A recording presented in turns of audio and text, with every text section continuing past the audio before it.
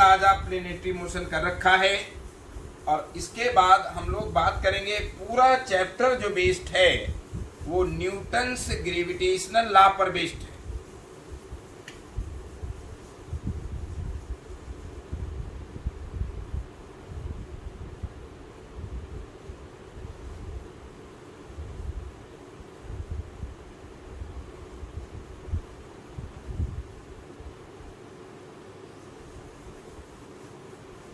तो Newton's gravitational law क्या कहता है कि मैं एक बार लिखता हूं, Newton's gravitational law states that two bodies of mass m1 and m2 apply force on each other. Magnitude of the force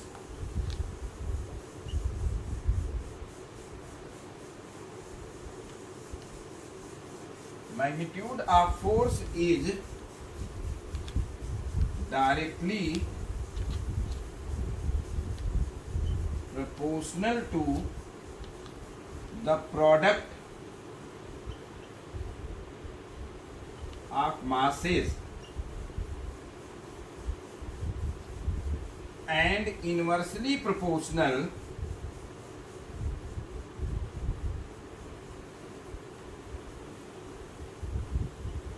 to the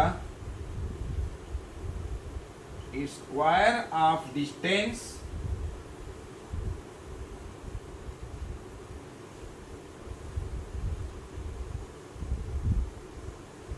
between them।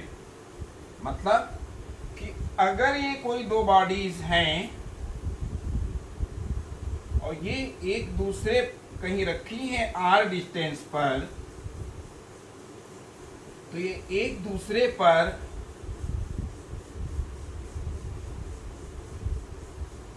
दूसरे पर म्यूचुअल फोर्स अप्लाई करेंगे and this mutual force will be directly proportional to product of the masses and inversely proportional to square of distance। तो जब ये equality लाएंगे तो एक constant आता है, इसे हम यूनिवर्सल ग्रेविटेशनल कांस्टेंट कहते हैं। क्या इसे 6.67 इंटू 10⁻⁻11 और इसकी यूनिट होगी newton metre square upon KG square, और इसे कहते हैं क्या, यूनिवर्सल ग्रेविटेशनल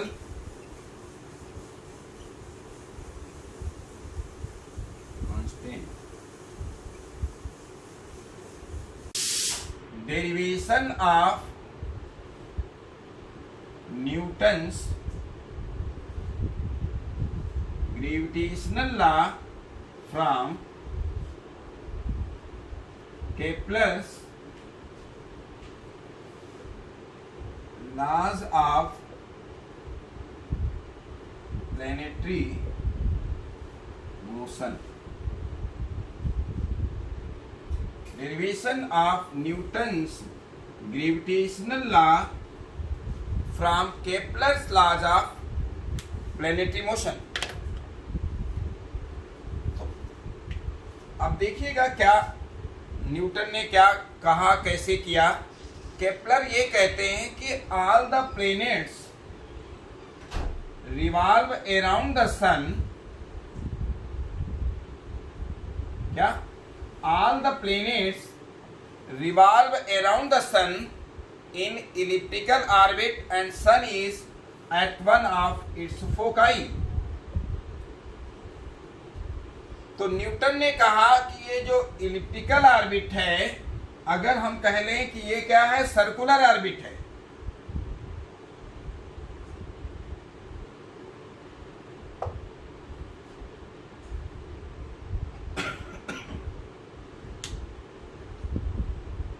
तो आप ये बताइए, अभी हम लोग बात कर रहे थे, अगर हम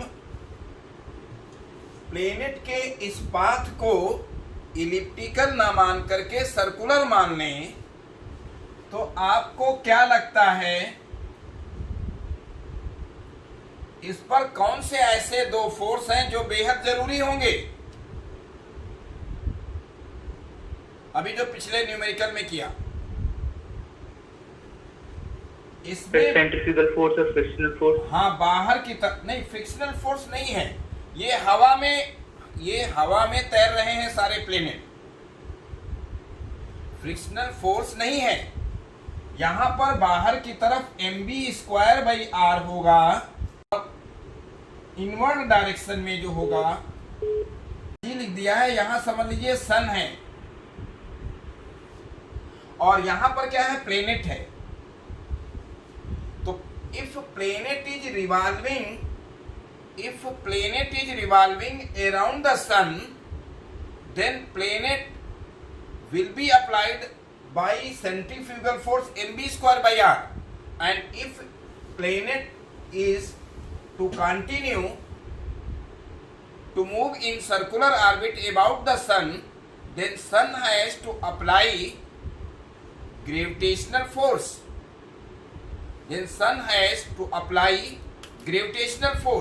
और ये ग्रेविटेशनल फोर्स F जो होगा वो क्या होगा, mv²/r। F क्या होगा, mv²/r। इनवर्ड डायरेक्शन में to balance this centrifugal force, और दोनों इक्वल एंड अपोजिट होने चाहिए। और ये कौन अप्लाई करेगा, सन अप्लाई करेगा। अब आप देखिए कि v की वैल्यू क्या है, 2πr/t। t क्या है, टाइम पीरियड ऑफ रिवोल्यूशन है। तो F will be nothing but m into 2πr/t² तो F will be m into 4π²r² into क्या, t²। तो F will be m into, एक r उड़ा दीजिए, m इंटू क्या, 4π²r/t² की वैल्यू होगी kr³। केपलर्स थर्ड लॉ से अगर ये रिवॉल्व कर रहा है, इलिप्टिकल को ऑलमोस्ट सर्कुलर माना गया है, तो t² time period of revolution, square of the time period of revolution will be directly proportional to mean distance from planet to the sun, जो कि r है।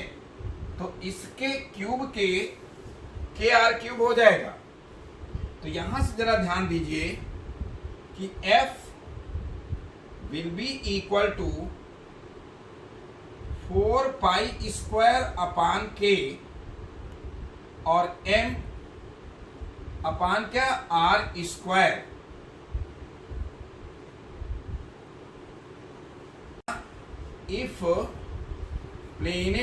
if sun applies force on planet, then planet will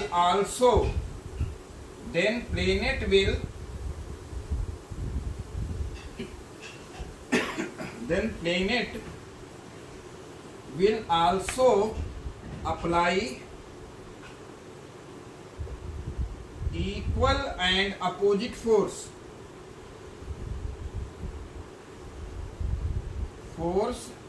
to the sun।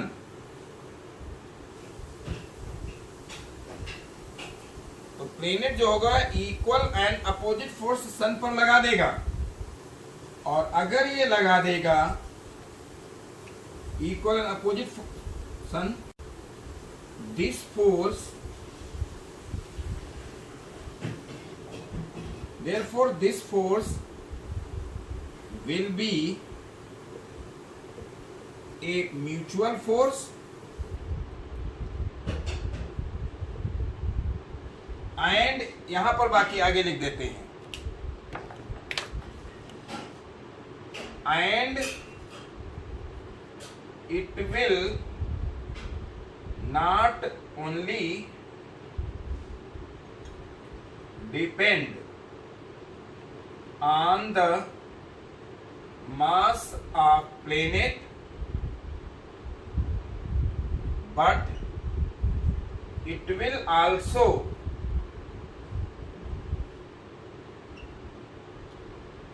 depend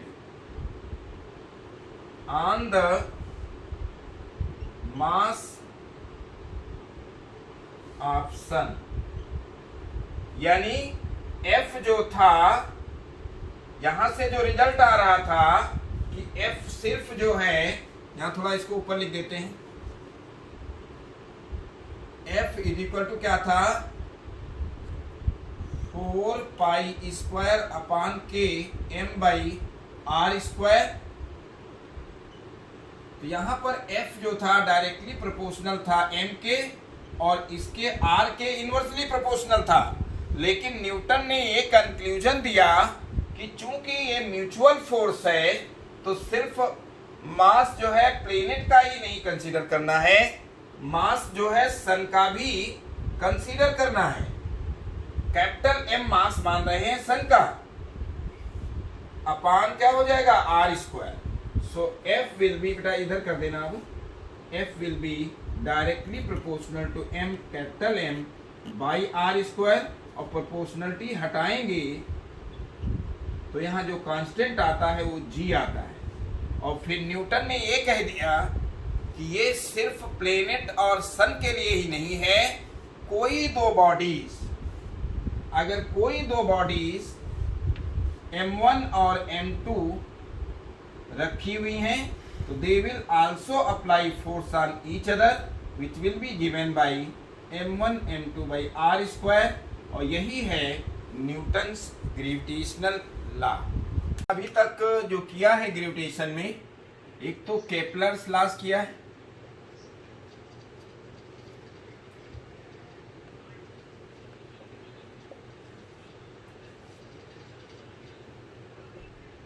planetary motion, और जिसमें हम लोगों ने first law ये किया था कि every planet revolves around the sun in elliptical orbit and sun is at one of its foci.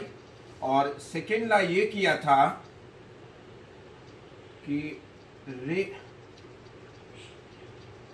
The line joining planet to the sun sweeps out equal area in equal time interval, that is areal velocity of the planet is constant, ये किया गया था। And third law ये था to mean distance from planet to the sun, square of the time period of revolution is directly proportional to cube of mean distance from planet to the sun। और उसके बाद हम लोगों ने Newton's gravitational law किया हुआ है।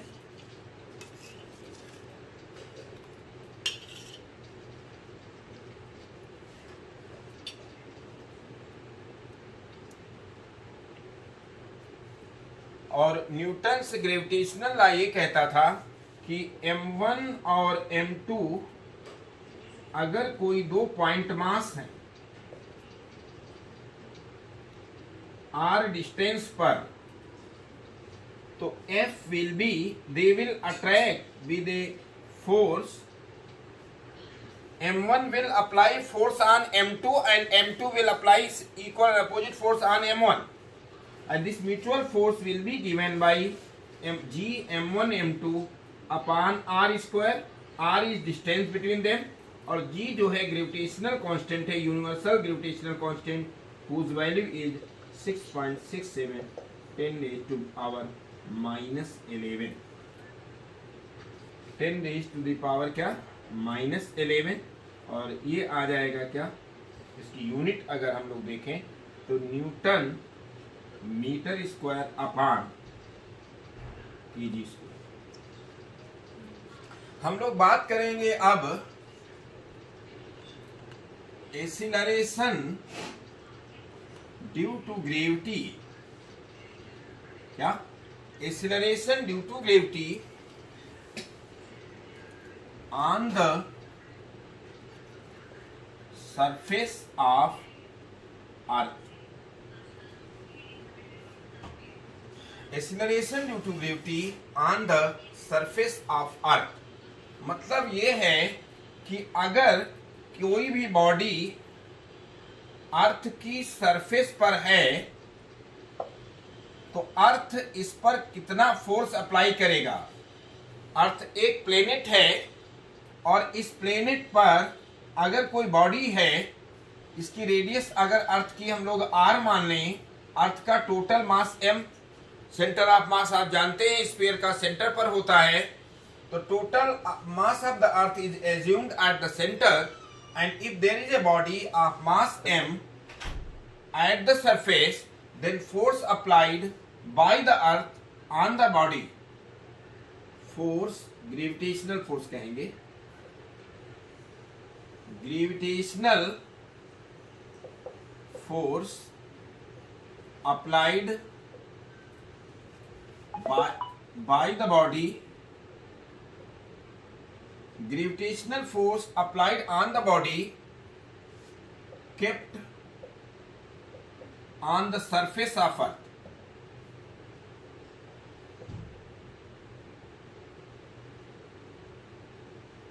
by earth।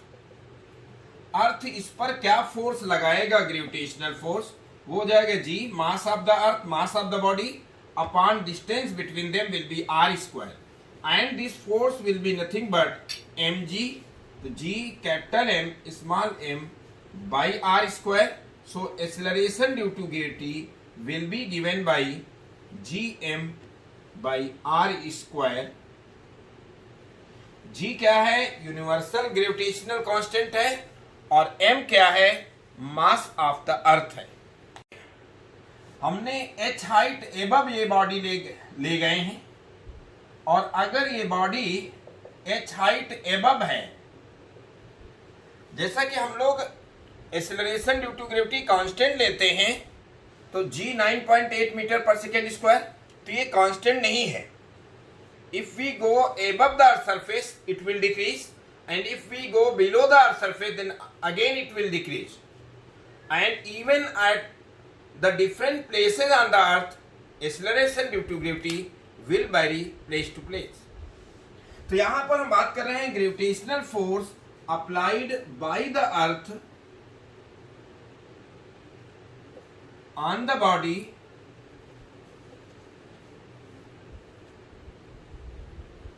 gravitational force applied by the earth on the body, जो हम लोगों ने अभी जस्ट किया हुआ था। फर्स्ट केस क्या हम कर रहे हैं, एट द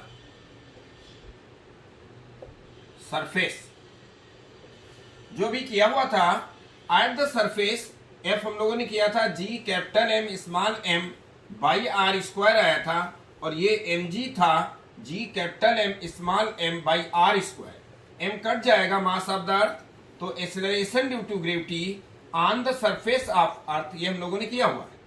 अब सेकेंड केस कर रहे हैं at height h above the earth surface,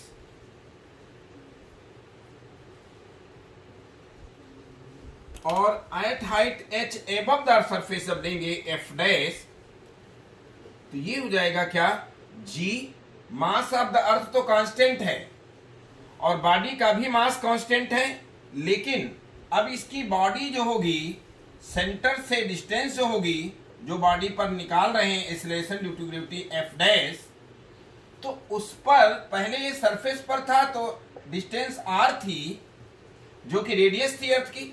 now the distance will be r plus h whole square, so it will be mg dash will be nothing but g capital M small m upon r plus h whole square. So g dash will be nothing but g capital M upon r plus h whole square. So this is the second condition. This is the second condition.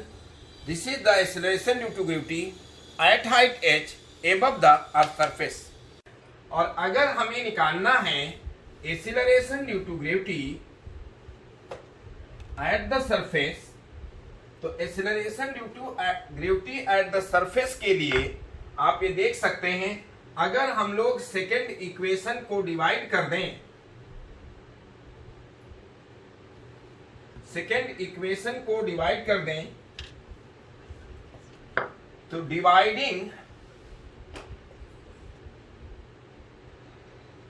2/1, तो आप देख सकते हैं क्या हो जाएगा, G dash upon G and this is GM upon R plus H whole square whole upon GM upon R square. तो G dash upon G this will be, आप देख सकते हैं GM कट जाएगा, तो ये हो जाएगा क्या, R square upon R plus H whole square, और R स्क्वायर, इसमें से अगर R कॉमन ले लें तो एक तो बाहर स्क्वायर आ जाएगा और दूसरा यहाँ R डिवाइडेड बाई R 1 और यहाँ H बाई R आ जाएगा होल स्क्वायर, तो ये R स्क्वायर भी कट जाएगा। So G dash will be nothing but G upon 1 plus H upon R whole square, ये इक्वेशन है। और इसमें अगर हम इसे G dash will be G into 1 plus H by R की पावर -2 कर दें, तो अगर आप लोग बाइनोमियल थ्योरम पढ़ चुके होंगे तो 1 प्लस x की पावर n, क्या 1 प्लस x की power n is nothing 1 plus nx plus n-1 upon 2 factorial, या 2 कर लो भी, x square and so on, ये इनफाइनाइट तक जाता है एक्सपेंशन। लेकिन अगर हम ये कहें कि x इज वेरी स्मॉल, तो यहां से this term and higher terms can be neglected, तो you can write 1 plus x की power n as 1 plus nx। So g dash will be g into 1 minus 2h by r।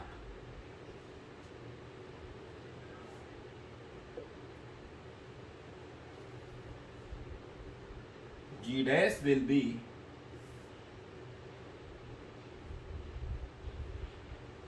तो ये formula है, this is the formula for acceleration due to gravity at height h above the earth surface। Acceleration due to gravity, if acceleration due to gravity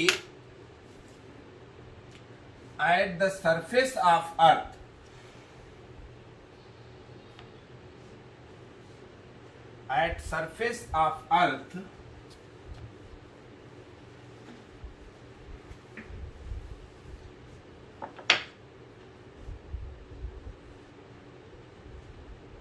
is 9.8 meter per second square, 9.8 meter per second square,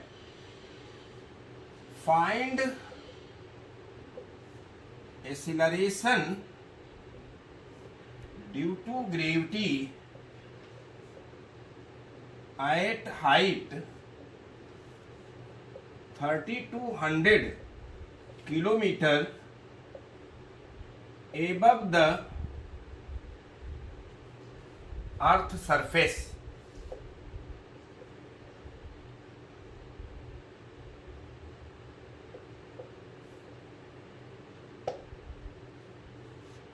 Radius of earth is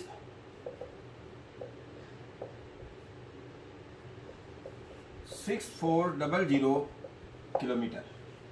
जब देखिए question क्या आ रहा, ऐसा है ज्यादातर बच्चे गलती इसमें ये कर जाते हैं, G dash is equal to G into 1 minus 2h by R formula होता है, लेकिन ये फार्मूला कंडीशनल है, ये तब है when h is very less than capital R, when h is very less than capital R।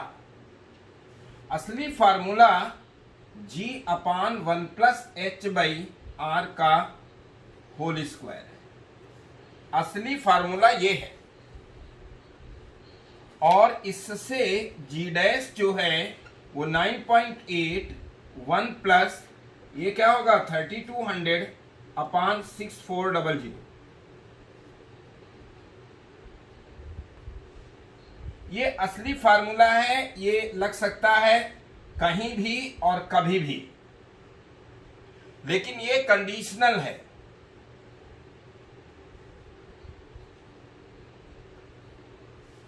तो ये जो है जी डैश हो जाएगा 9.8 1 प्लस 1/2 का होल स्क्वायर, यानी 9.8 इंटू 3/2 का होल स्क्वायर, और इसे कैलकुलेट करेंगे तो 4.35 metre per second square answer होगा।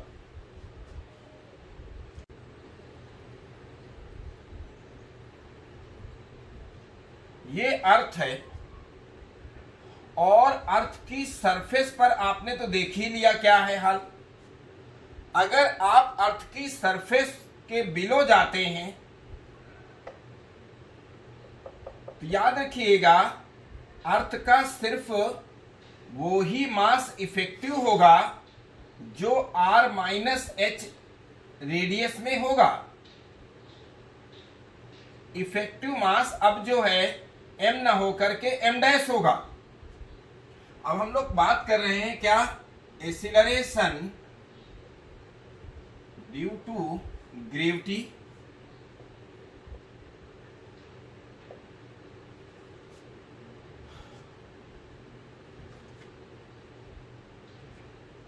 बल्कि variation in acceleration due to gravity. First part हम लोगों ने किया था क्या, above the surface of earth. अब सेकेंड पार्ट कर रहे हैं एक्सीलरेशन ड्यू टू ग्रेविटी,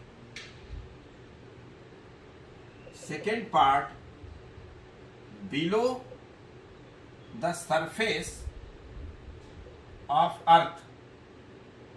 अर्थ की सरफेस पर अगर एच डेप्थ बिलो जाएं,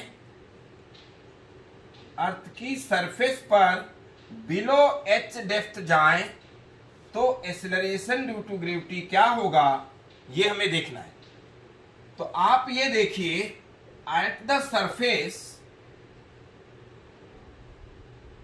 हम लोगों ने ऑलरेडी किया है, F इक्वल टू क्या होगा g capital M small m by are square. ये हो जाएगा mg g capital M small m by are square. चूंकि यहां पर जिस समय बॉडी सरफेस पर है तो इसका टोटल मास कंसीडर किया जाएगा, but when it is eight depth h below तब हम r माइनस एच रेडियस में जितना स्फेरिकल मास है हम वही कंसीडर करेंगे। तो इस केस में हम मास को कन्वर्ट कर लेते हैं वॉल्यूम इनटू डेंसिटी, और एज्यूम कर रहे हैं कि डेंसिटी थ्रू आउट कांस्टेंट है। वॉल्यूम को लिख सकते हैं चूंकि स्फीयर है 4/3 pi r cube upon r square. तो आप देख सकते हैं यहां पर acceleration due to gravity 4/3 pi g rho into r आ जाएगा। यहां डायरेक्टली प्रोपोर्शनल हो गया, रिलेशन चेंज हो गया क्योंकि आर स्क्वायर कट जाएगा। अब हम बात करें अगर below the surface, below the surface जो हम लोग केस कर रहे थे, ये तो एट द सरफेस था, तो बिलो द सरफेस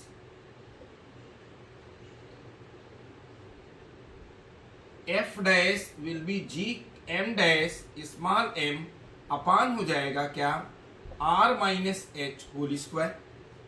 तो एफ डैश हो जाएगा M G dash G M dash will be V dash into rho small m by r minus H whole square.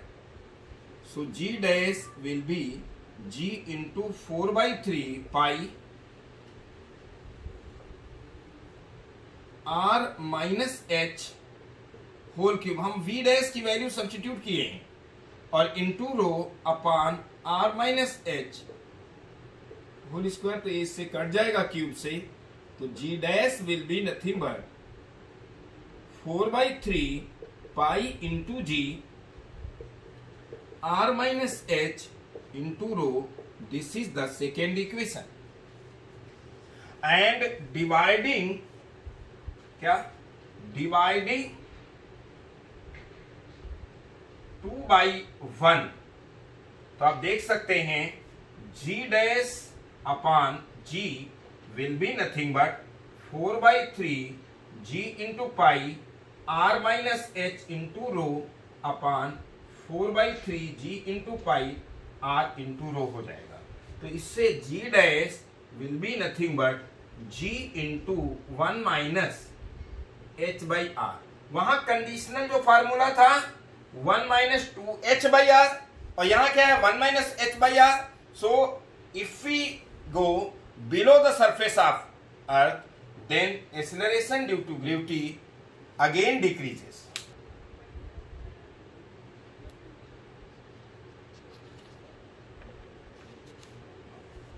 Each of mass m are kept at the three vertices of an equilateral triangle of side A. Find gravitational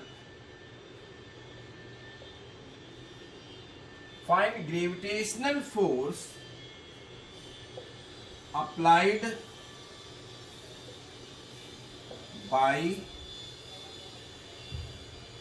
applied on one by other two।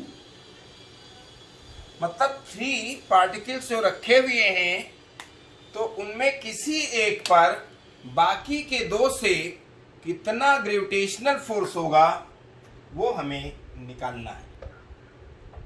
Back to back class हो गया। देखिए ये है 3 particles हैं और ये triangle की 3 vertices पर है। आपको निकालना है 2, ये सभी पर लगाएंगे फोर्स, लेकिन आपको किसी एक पर बाकी के 2 जो लगा रहे हैं फोर्स, ये F1 मान लें, ये F2 मान लें, तो आप जानते हैं इक्विलैटरल ट्रायंगल में एंगल होता है 60 डिग्री, और कोई भी 2 वेक्टर्स थीटा एंगल पर अगर हैं A और B, तो R स्क्वायर होता है A square plus B square plus 2AB cos theta, यही लगाया जाएगा। और यहां पर F resultant whole square will be nothing but F1 square plus F2 square, और प्लस आ जाएगा 2F1 F2 cos 60। तो यहां से आप F1 is equal to F2 is equal to F मान लें, तो ये हो जाएगा क्या, GMM बाई R स्क्वायर। तो इससे F जो रिजल्टेंट होगा वो आ जाएगा F square plus F square plus 2F into F cos 60 will be nothing but 1/2।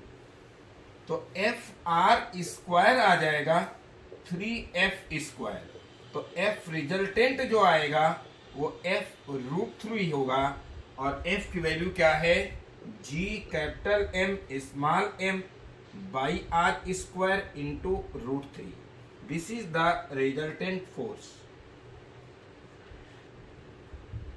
तो तीनों का चूंकि मास तीनों का ही m दिया हुआ है, तो यहां GMM अपॉन A स्क्वायर हो जाएगा, R की जगह A कर लीजिएगा। तो FR क्या था, रिजल्टेंट फोर्स क्या था, वेक्टर सम होगा F1 square F2 square plus 2F1 F2 cos 60। तो ये आ जाएगा F square plus F square 2F into F cos 60 1/2, 3F square F√3, और ये आ जाएगा क्या, GM स्क्वायर अपॉन क्या, A square √3।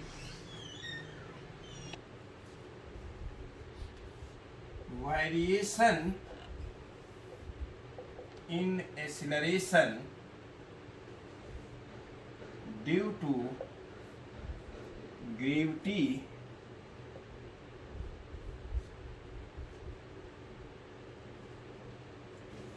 above and below the surface of earth, above and below the surface of earth, ये हमें देखना है, इसका ग्राफ लेना है। हम लोग इसमें डिस्टेंस फ्रॉम सेंटर ले लेंगे,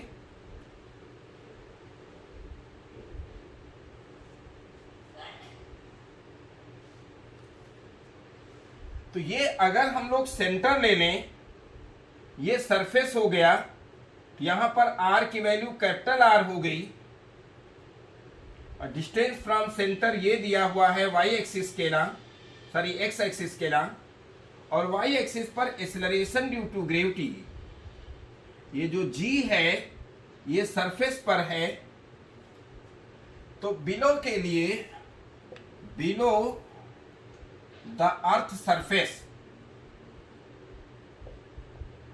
ये जो फार्मूला था G dash is G into 1 minus H by R, ये कहीं भी और कभी भी एप्लीकेबल है, एबव द सरफेस के लिए कंडीशनल था।